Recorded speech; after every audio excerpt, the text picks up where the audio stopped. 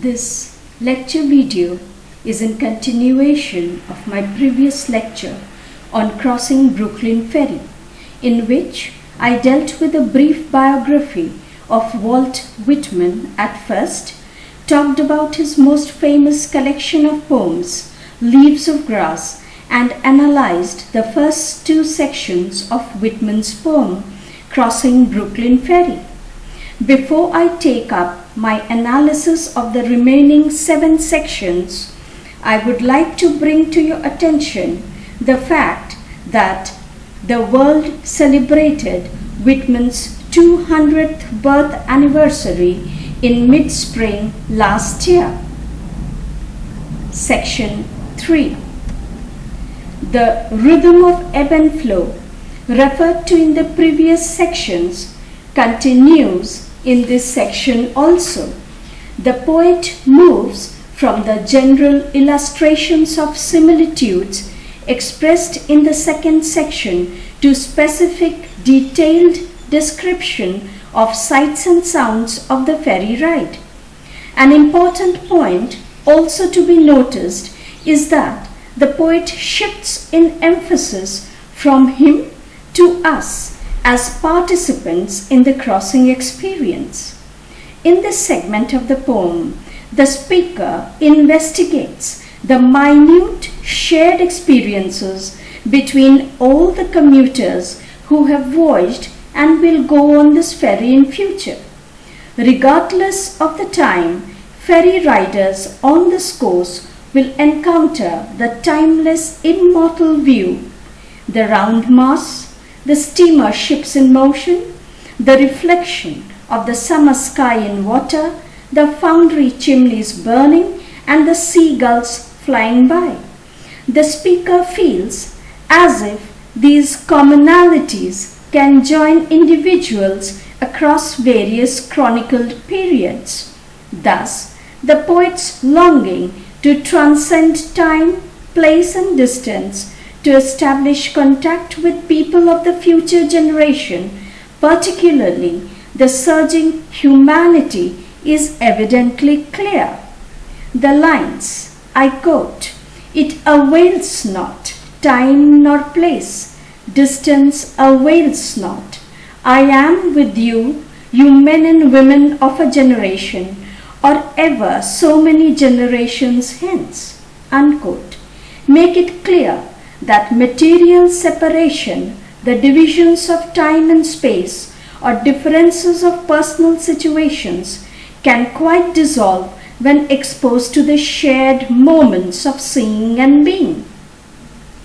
This third section is indeed critical to the understanding of the poem.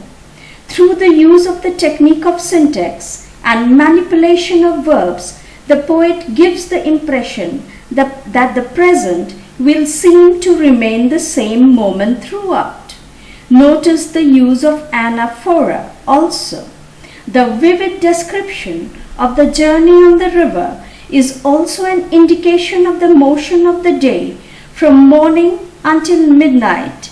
It also parallels the movement of the poet from one side of the river to another, and from the physical to the profound and spiritual. Section 4.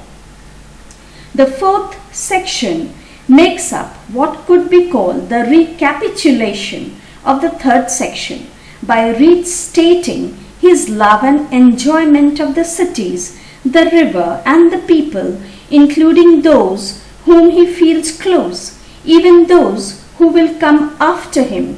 I quote, "Others the same, others who look back on me because I looked forward to them," unquote. In doing so, he becomes emotionally involved with people and things. Section 5. Structurally, this section is at the center of the poem. After the recapitulation that make up the fourth section, this section 5 and then the next section 6 take up the central theme to a more intimate level. The poet again asserts that it makes no difference, and I quote, "What is it then between us? What is the count of the scores or hundreds of years between us? Unquote. The poet thus begins this section by posing a question about the relationship between himself and the generations to come. It does not matter if there are ages and ages between them, hundreds of years between them. They are united by shared experiences, by things which do not change. This identification he begins to elaborate by saying that he, too, lived in Brooklyn and walked the Manhattan streets. He, too, I quote, felt the curious, abrupt questionings stir within him. He believes that his body, which is his physical existence, has become a ferry, uniting him with all mankind. The poet, in looking for his own physical and spiritual identity, attempts to unite his sensibility with that of his readers. Section 6. In section 6, the poet tries to establish connection through the employment of different images. Notice in the lines, I quote, resented, lied, stole, grudged, had guile, anger, lust, hot wishes I dared not speak, was wayward, vain, greedy, shallow, sly, cowardly, malignant, unquote. He tries to demonstrate the commonalities from entirely a different perspective. The poet's connection with the past and the future is established through vices as well as virtues. He starts by drawing our attention to the dark patches that fell on him as well as the ones who currently read him. He insists upon the readers to identify with him even in life's less admirable respects. The poet, too, like all other men, has suffered the evil influences on him. One must accept both the pure and impure elements of life. The poet implies that he is not alone in this act, but life finally is what we humans make of it. It is up to him to play his part. It is his efforts that will determine his destiny. This solidifies the connection of past, present, and future. In the 7th section, the poet directly addresses the future readers. The tone of this section is intimate and personal, as suggested in its opening line. I quote, "Closer, yet I approach you," unquote. Here, the poet assumes that his readers are thinking of him, and this is indicated by a few rhetorical questions which he asks. What thoughts you have of me now? I had as much of you I laid in my stores in advance. This asserts the linking of the past and future. The last rhetorical question, who knows? For all the distance, but I am as good as looking at you now. For all you cannot see me implies that all are part of the larger entity, not subject to the limitations of time, space, and distance. The 8th section repeats some of the images of the 2nd section. The river, the sunset, the scallop-edged waves, and the seagulls oscillating their bodies. The poet here begins with the appreciation of the beauty of Manhattan Harbor and all the images just mentioned. I quote, "Ah, what can ever be more stately and admirable to me than mast-hemmed Manhattan?" Unquote. He says, he has gained full understanding of the enduring bond between him and the humanity, which though appear subtle, this union or fusion of the poet and others cannot be understood in ordinary terms, either by teaching or preaching.